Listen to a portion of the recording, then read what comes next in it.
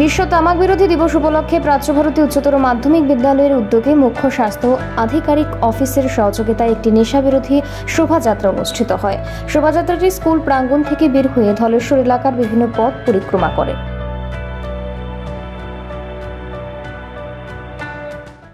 আজকে আমরা প্রাচ্য ভারতী বিদ্যালয়ে বিশ্ব তামাক বিরোধী দিবস আমরা জানি 31শে মে অনুষ্ঠিত হয়।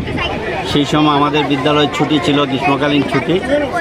তার জন্য আজকের দিনটাকে আমরা বেছে নিয়েছি তামাক বিরোধী সংকল্প ঝাঁটা হিসাবে।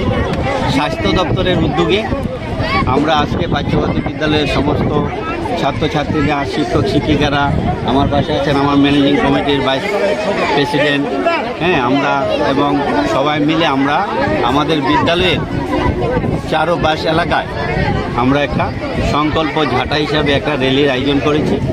এই র্যালিতে আমরা এলাকাবাসীকে আমরা অবহিত করব যাতে প্রত্যেকে তামাক বর্জন করে, তার জন্য আমাদের এই ঝাঁটা। আমি প্রাচ্য ভারতী বিদ্যালয়ের প্রধান শিক্ষক শ্রী সুবীর দেববর্মা।